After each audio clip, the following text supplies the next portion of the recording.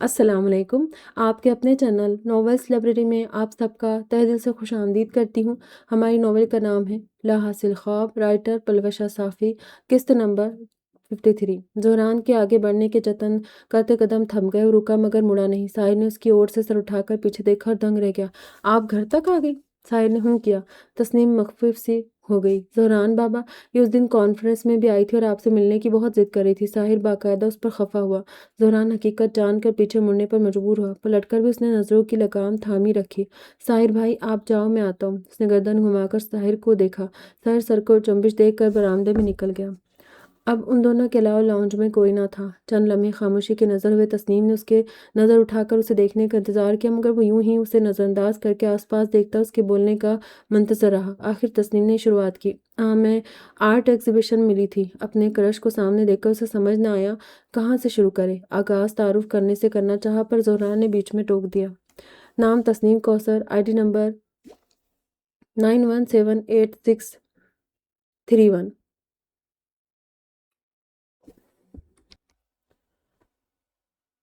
Girls hostel, room number 7، journalism student ہو۔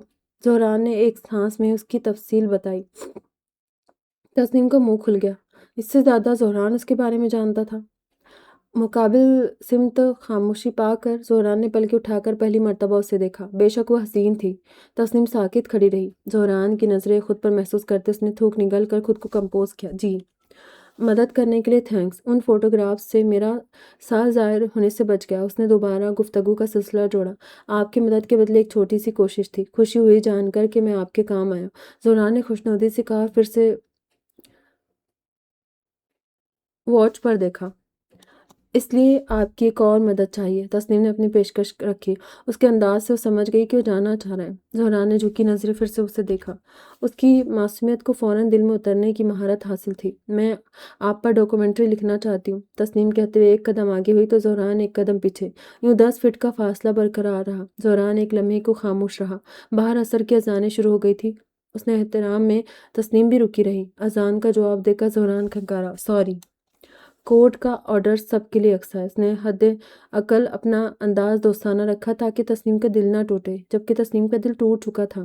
لگتا ہے پاپا نے کال نہیں کی انکل کو۔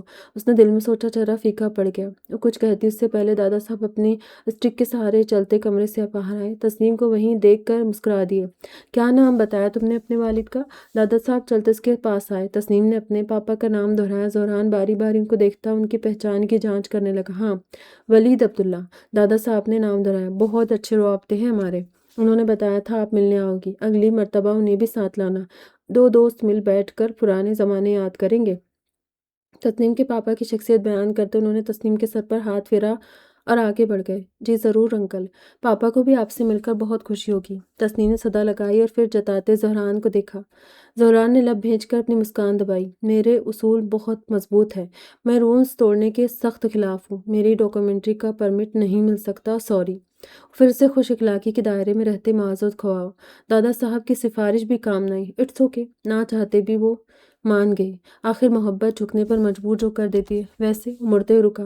تسنیم نے امید بھری نظروں سے دیکھا۔ آپ چاہو تو مہروش فاؤنڈیشن پر لکھ سکتی ہے، اس پر کوئی پابندی نہیں ہے۔ زہران نے دوسرا حل نکالا۔ تسنیم کی گرین آنکھیں چمک گئی، چہرے پر خوشی کی لہر دوڑ گئی۔ زہران پر نہ صحیح اس کے فاؤنڈیشن پر لکھنے کے بہانے سے کم وہ اس کی نظروں کے سامنے تو رہے گا۔ یہ سوچتے اس نے فوراً حامی بھری۔ ڈن، میں مہروش فاؤنڈیشن پر ڈاکومنٹری بناؤں گی، اس نے تائید کی۔ زہران نے پلکیں جھپکا کر سر کو خم دیا اور باہر کی سمت بھاگا۔ جماعت کھڑی ہو چکی تھی۔ 2 دن کے اندر تسنیم اپنی یونیورسٹی سے کاغذی کارروائی مکمل کر کے اس دن فائل اور پین لیے فاؤنڈیشن جا پہنچی۔ زہران نے گرم جوشی سے استقبال کیا۔ وہ گرے پینٹ اور بلیک شرٹ میں ملبوس، بلیک بوٹ پہنے، بالوں کو پیچھے ٹکائے ہمیشہ کی طرح شاش بشاش نظر آیا۔ وہیں تسنیم پنک فلورل فراک اور چوڑی دار زیب تن کیے ہوئے تھی۔ ہلکا میک اپ اس کی معصومیت میں مزید نکھار پیدا کر رہا تھا۔ فاؤنڈیشن میں بہت سے الگ الگ مینٹلی چیلنج بچے اور جوان داخلہ لے چکے تھے۔ یہ انٹرنس ہے۔ یہاں سے رائٹ سائڈ ڈاکٹرز ہال شروع ہوتا ہے اور لیفٹ سائڈ پر انٹرٹینمنٹ ہال ہے۔ زہران اس سے ایک قدم آگے چلتا اسے فاؤنڈیشن کی خصوصیات بتانے لگا۔ تسنیم اس کے پیچھے چلتے ایک ایک کونے پر کو مشاہدہ کرنے لگی۔ تازہ رنگوں کی منتشر سے پینٹ شدہ لمبی دیواریں اس جگہ کو نئی امیدوں سے بھر رہی تھی۔ کوریڈور سے لابی میں نکل کر ایک بڑا سینٹرل آرٹیفیشل واٹر فال بنایا گیا تھا، جہاں سے بہتے آبشار کی آواز اور بیک گراؤنڈ میں چلتے درختوں کی سرسراہٹ اور چرند پرند کی چہچہاہٹ سے تھراپسٹ مریضوں کو ساؤنڈ تھراپی کے ذریعے کمپوز رہنے کی ترکیبیں سکھا رہے تھے۔ واٹر فال سے گھوم کر بیک گراؤنڈ دروازہ کھلتا تھا، جس کے پار وسیع وریز باغیچے بنے تھے۔ تازہ اور خوشبودار پھول پودوں سے لبریز سرسبز باغیچہ قدرت کا آمیزہ لگ رہا تھا۔ ایک ٹرینر چند مریضوں کو یوگا کروا رہا تھا۔ تازگی بھری دھوپ اور بھینی ہوا میں یوگا کرنا مینٹل اور فزیکل صحت کے لیے بہت مفید ہے۔ روش پر چل کر دونوں دوسرے ہال میں آئے، جہاں مریضوں کے آرام کے لیے کمرے، بیٹھنے کی جگہ، اوپن کچن اور دیگر وسائل تھے۔ اس ہال کے وسط میں ایک بڑی لائبریری بھی تھی، جو کہ اسٹاف ممبرز، ٹرینرز اور ڈاکٹرز کے لیے مؤثر ثابت ہوئی۔ تفریحی، تاریخی، fiction, non fiction, business, management کے ساتھ دماغی صحت پر مبنی کتابوں کا ڈھیر موجود تھا۔ جب زہران اور تسنیم وہاں پہنچے تو ایک اور شخص پہلے سے موجود ملا۔ قد و قامت میں وہ زہران کے برابر تھا، البتہ آنکھوں پر گلاسز لگے تھے اور چہرے کے نقوش اس سے زیادہ تیکھے تھے۔ کیپٹن صاحب، آپ یہاں؟ زہران نے اس کی پشت دیکھ کر مخاطب کیا۔ ہاں، میں یہاں۔ موسیٰ تند تاثرات بنائے پلٹا۔ کام کافی اچھا چل رہا ہے۔ وہ ابرو اٹھا کر آگے آیا۔ زہران بے تاثر رہا، جبکہ آرمی کے لباس موجود اس فوجی جوان کو غصے میں دیکھ کر تسنیم مضطرب ہوئی۔ کہیے، کیا خدمت کر سکتا ہوں آپ کی؟ زہران بے پرواہ سا لگا۔ تسنیم نے بے چینی سے گردن اٹھا کر اسے دیکھا۔ خدمت کرانے نہیں آیا، آپ کو گرفتار کرنے آیا ہوں، مسٹر آفتاب زکا۔ موسیٰ اس کے عین روبرو آیا اور آنکھوں میں آنکھیں ڈال کر گھورا۔ سر، آپ کو غلط فہمی، یہ زہران رسانی، آفتاب زکا نہیں۔ تسنیم بیچ میں بول پڑی۔ اپنے کرش کو گرفتار ہوتے دیکھنا اسے گوارا نہ تھا۔ زہران نے لب بھینچ لیے۔ موسیٰ کے تاثرات متاثر نہ ہوئے۔ یہ محترمہ کون ہے؟ فاؤنڈیشن کے آڑ میں یہ سب کر رہے ہیں۔ تیری تو… موسیٰ نے زہران کے کوٹ کو کالر سے دبوچ لیا تھا۔ What do you mean? Tasneem کا حیرت سے منہ کھل گیا۔ بس کر، کتنی اوور ایکٹنگ کر رہا ہے؟ زہران نے موسیٰ کے ہاتھ جھٹک کر اپنا کالر چھڑایا۔ لاہور کی ٹریننگ بھی تجھے سدھار نہ پائی۔ اس نے ہوں کیا اور پینٹ کی جیبوں میں ہاتھ ڈال کر 2 قدم آگے ہوا۔ تو کبھی مجھ سے امپریس بھی ہوگا؟ موسیٰ خفا ہوا۔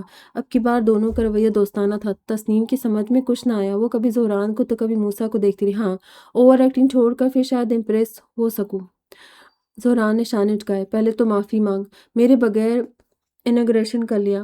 موسیٰ دانت کچکچاتے اس پر جھپٹ پڑا اور پیچھے سے اس کے گلے میں بازو ڈال دیا۔ آہ!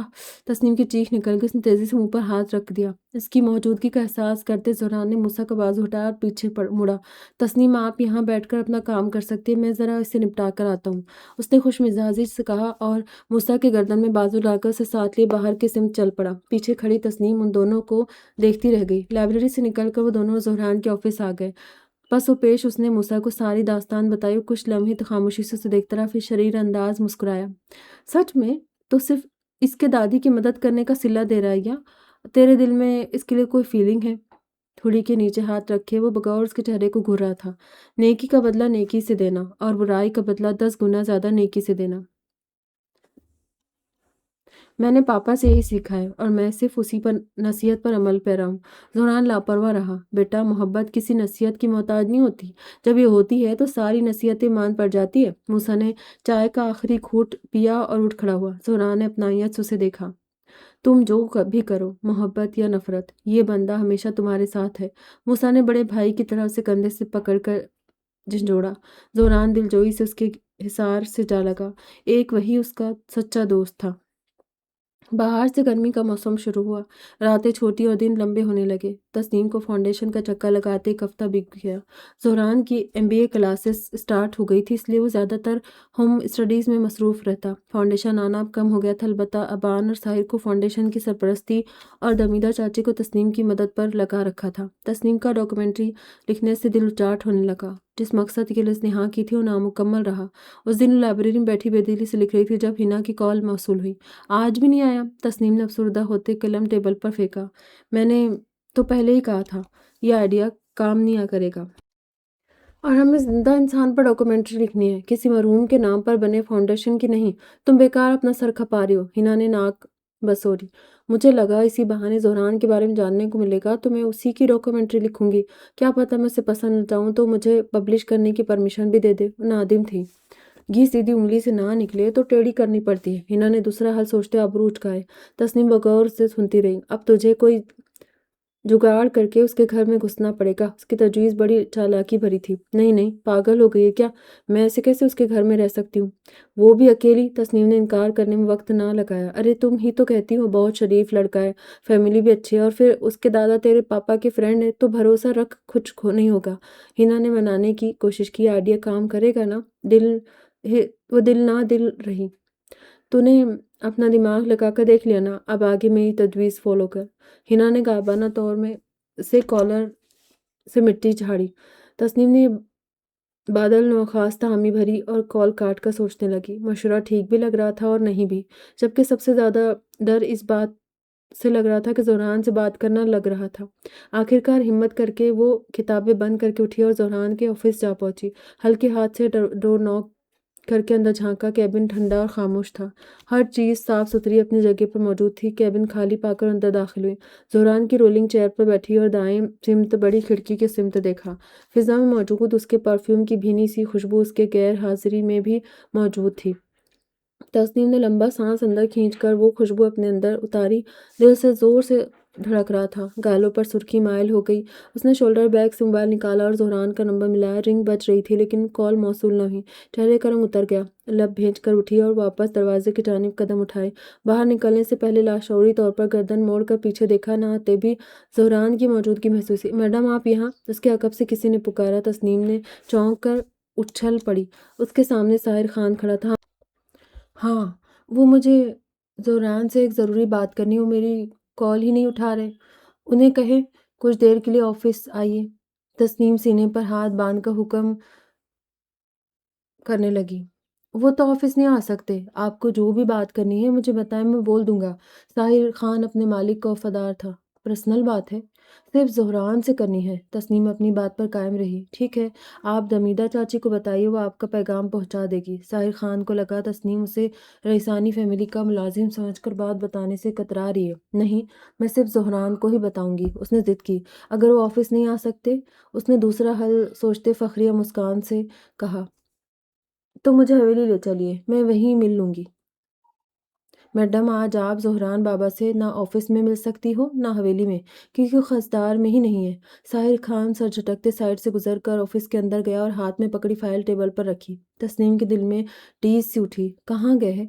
ऐसे बिना बताए रेडियो के बल घूमकर बेरुखी से बोली, अमेरिका। साहिर ने लापरवाही से जवाब दिया। हमेशा के लिए? आवाज़ खाई से आती महसूस हुई। हाँ हाँ, हमेशा के लिए वहीं रहना होता तो यहाँ इतना सब क्यों करते? 2-3 दिन के लिए गए हैं, किसी खास इंसान से मिलने। साहिर फाइल रखकर वापस मुड़ा। तस्नीम कोई रद्दमल नहीं दे पाई। बिलखुसूस ज़ोहरान का किसी ख़ास इंसान से मिलने के लिए अमेरिका जाने का सुनकर तो उसे अपना आप शल होता महसूस हुआ था। ज़्यादा ज़रूरी बात नहीं है तो आप 3 दिन वेट कर लें। साहिर दरवाजे से निकलकर दरवाज़ा का हैंडल पकड़े बोला। तस्नीम बिना कुछ कहे भारी कदमों से बाहर निकल आई और कॉरिडोर में भाग गई। सब आंखें तर हो चुकी थी। इस ज़ोहरान से इस हद तक नज़रअंदाज होने का गम था या उसकी ज़िंदगी में किसी और की मौजूदगी का खौफ, उसे समझ ही नहीं आया। वहीं दूसरी तरफ ज़ोहरान न्यूयॉर्क एयरपोर्ट में लैंड करके सीधे फेडरिक्सन के घर गया। ब्लू जीन्स और ब्लैक शर्ट पहने, लंबे बाल माथे पर बिखेरे और शेव हल्की बड़ी हुई, वो बेख्वाबी के आलम में रॉबर्ट फेडरिक्सन के घर के अंदर दाखिल हुआ। मामूर अफराद के साथ साथ बहुत से डिप्लोमेट वहाँ मौजूद खामोशी से सर झुकाए खड़े थे।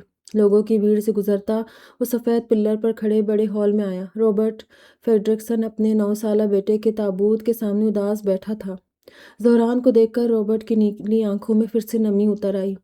उसकी सफ़ेद रंगत सुर्ख पड़ चुकी थी। शायद वो काफ़ी देर से रो रहा था। ज़ोहरान उसका दर्द महसूस करते उसके इशार से जा लगा। इस वक्त उन दोनों के माबैन ना कोई मजहबी और ना कोई तहजीबी तफरीक नजर आया। इस वक्त उनके दरमियान अपनायत और इंसानियत का रिश्ता था जिसने रॉबर्ट फेडरिक्सन और ज़ोहरान रईसानी को जोड़े रखा था। ईसाई अकायद के मुताबिक आखिर रस्मात शुरू हुई। मेहमानों की पजीराई और खातिरदारी में ज़ोहरान ने भरपूर हिस्सा लिया। साथ साथ वो रॉबर्ट फेडरिक्सन का भी ख्याल रख रहा था। थैंक यू ज़ोहरान, तुम इतने शॉर्ट नोटिस पर आए। बहुत अच्छा लगा तुम्हें देखकर। रॉबर्ट उसकी खिदमत गुजारी से बहुत खुश हुआ। इंसान के सच्चे दोस्ती की पहचान मुश्किल वक्त में होती है। खुशी में तो सब आते हैं, पर जो दुख में साथ रहा वही असल हमदर्द है। ज़ोहरान उसके साथ बैठा गुरूब आफताब को देखता रहा। فیڈرکسن مسکرایا اور سر کو خم دیا۔ اس کا موڈ تبدیل کرنے زہران نے فاؤنڈیشن کے پیش رفت سے آگاہ کیا۔ رابرٹ اس کی کارکردگی سن کر مزید خوش ہوا۔ زہران نے سگے رشتے کی طرح غمگین حالات میں اس کا ساتھ دیا۔ 2 دن اس کے ساتھ رہ کر تیسرے دن سوئم گزار کر واپسی کے لیے روانہ ہوا۔ دوسری جانب تسنیم کوثر اب تک ناراض تھی۔ بس بہت ہوا، میں یہ ڈاکومنٹری چھوڑ رہی ہوں، وہ پیر پٹک کر بولی۔ رات کے 11 بجے اپنے بیڈ روم میں پنک پاجامہ ڈریس پہنے، بالوں کی چٹیاں بنائے، وہ دائیں سے بائیں چکر لگاتی ہنا سے کال پر مصروف رہی۔ ایک تو بنا بتائے چلا گیا، اوپر سے میرے کال کے جواب میں کال بیک بھی نہیں کیا۔ ایسا بھی کون سا خاص دوست ہے جو ایک کال کی بھی فرصت نہیں؟ ایسی بھی کیا مصروفیات؟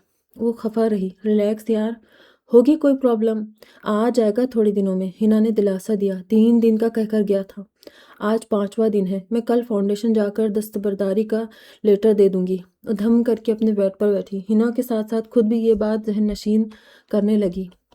ڈاکومنٹری سے تو دستبردار ہو جاؤ گی، پر زہران رئیسانی سے ہو پاؤ گی کیا؟ ہنا نے سوال کیا۔ تسنیم مضطرب ہوئی، یہ جواب اس کے پاس بھی نہیں تھا۔ اگلی صبح معمول کے مطابق ہوئی، دن گرم اور خشک رہا۔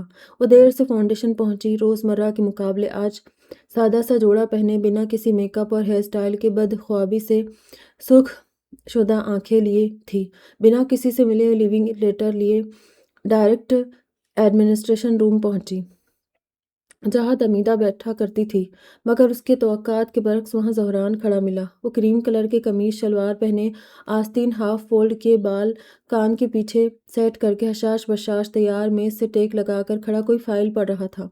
دروازے کے کھلنے پر اس نے فائل کی اوٹ سے پلکیں اٹھا کر سامنے دیکھا۔ تسنیم اس کی نظریں خود پر پا کر فریز ہو گئی۔ زہران فائل بند کر کے میز پر رکھتا سیدھا ہوا، فولڈڈ آستین میں سے جھلکتی کثرتی بازو تسنیم کوثر کی کمزوری ثابت ہوئے۔ اس نے غیر محسوس انداز میں لیٹر پیچھے کر لیا۔ ہائے تسنیم، کیسی آپ؟ کام کیسا چل رہا ہے؟ کہاں تک پہنچی ڈاکومنٹری؟ زہران نے خوشی سے پوچھا۔ آپ کو کیا فرق پڑتا ہے؟ مجھ سے زیادہ امپورٹنٹ لوگ ہیں آپ کی لائف میں، آپ انہیں اٹینڈ کریں۔ تسنیم نے سینے پر ہاتھ باندھ لیے۔ زہران اس کی خفگی پر حیران ہوا۔ کیا ہوا؟ میرے ایبسینس میں کسی نے کچھ کہا ہے یا مس بہیو کیا ہے؟ وہ وجہ ڈھونڈنے لگا۔ تسنیم نے سبز آنکھوں میں تیش لائف سے دیکھا۔ آپ ہی اگنور کر رہے تو دوسروں سے کیا گلا؟ اس کا دل بھر آیا۔ اوہ ہاں، آپ کی کال آئی تھی، میں اس دن ذرا بزی تھا، سوری۔ زہران خجالت ہوا۔ چلو کم سے کم یاد تو آیا۔ تسنیم نے آنکھیں گھمائی۔ طاہر بھائی نے بتایا آپ کو کوئی ضروری بات کرنی تھی، ابھی بتائیے، میں آپ کے سامنے ہوں۔ زہران نے سر کھجایا۔ اسے تسنیم کی خفگی کم کرنے کا طریقہ سمجھ نہیں آ رہا تھا۔ ہاں میں بس یہاں رہنے کے لیے جگہ ڈھونڈ رہی تھی۔ روز اتنی گرمی میں 6 گھنٹے کا سفر کر کے آنا جانا دشوار گزار ہو گیا تھا۔ تسنیم نے تفصیل بتاتے رخ پھیر لیا۔ زہران کی موجودگی اسے بار بار اپنی بات بھلا رہی تھی۔ لیکن اب اس کی ضرورت نہیں ہے، میں یہاں کوئٹنگ لیٹر دینے آئی ہوں۔ اس نے بات مکمل کر کے خود ہی زبان دانتوں میں دبائی۔ واٹ؟ پر کیوں؟ میری غلطی کا غصہ اپنے پروجیکٹ پر مت نکالے۔ اپنی ڈاکومنٹری ایسے آدھے میں چھوڑ کر نہ جائے پلیز، زہران ریکویسٹ کرتے اس کے سامنے آیا۔ دروازے کے سامنے دیوار بن کر کھڑے زہران کی ریکویسٹ تسنیم کو پگھلا گئی۔ وہ مزید خفا نہ رہ پائی، نظریں جھکا کر بلش کرتے لیٹر ہاتھوں میں مروڑ دیا۔ زہران اس کا یہ عمل دیکھ کر مونچھوں کے پیچھے مسکرایا۔ تسنیم کا غصہ پگھل چکا تھا۔ دونوں خاموشی سے ایڈمنسٹریشن روم سے باہر نکل آئے۔ کوریڈور میں ساتھ ساتھ لابی کی سمت چلتے رکی۔ زہران بھی رکا، رخ گھما کر اسے دیکھا۔ میرے رہنے کی جگہ؟ تسنیم معصوم نظروں سے اسے دیکھنے لگی۔ زہران متبسم ہوا۔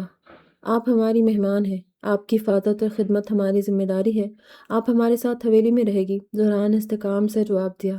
تسنیم ساکت ہو گئی۔ اس کی فرمائش بنا کہے زہران نے پوری کر لی تھی۔ خوشی کا اظہار کرتے اس نے سر کو جنبش دیا۔ اس کی رضامندی پر زہران نے سر کو خم دیا اور پھر سے قدم بڑھا دیے۔ کبھی کبھی خاموشی 1000 لفظوں سے زیادہ بامعنی ہوتی ہے۔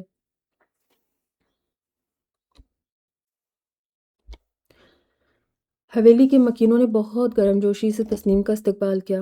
وہ لیڈیز کے ہمراہ لاؤنج میں داخل ہوئی۔ ان کے پیچھے ساحر اور زہران اس کے بیگز لیے اندر آئے جو اس نے اپنے ڈرائیور سے منگوا لیے تھے۔ بچے شرماتے اس سے مل کر اپنے اپنے کمروں کے سمت بھاگ گئے۔ وال سائز ونڈو کے پاس اسے ایک مخمل کا بچھونا نظر آیا جس پر گولڈن کلر کی تندرست بلی بیٹھی تھی۔ تسنیم تجسس بھرے انداز میں چلتے اس کے پاس آئی اور 2 زانو ہو کر اسے سہلانے لگی۔ بلی نے اسے قدرے زیادہ تیز سبز آنکھیں گھما کر اسے دیکھا اور منہ بسور کے دلچسپی نہیں دکھائی۔ جب اس کا ناٹ انٹرسٹڈ سائنس نہ سمجھ کر تسنیم پھر بھی اسے پیار کرتی رہی تو وہ اپنے نرم گرم بستر سے اٹھ کر غصے سے گرائی۔ تسنیم نے اس کے کاٹنے کے ڈر سے اپنا ہاتھ پیچھے کر دیا۔ بلی ایک نظر اسے دیکھ کر سائڈ سے گزر کر زہران کے پیروں کے پاس چلی گئی۔ تسنیم ساتھ ہی گھومی تھی۔ زہران نے جھک کر کیٹو کو بازو میں اٹھا لیا۔ تسنیم کھڑی ہو کر اس کے پاس آئی۔ میری بیسٹ فرینڈ سے ملو، یہ کیٹو ہے۔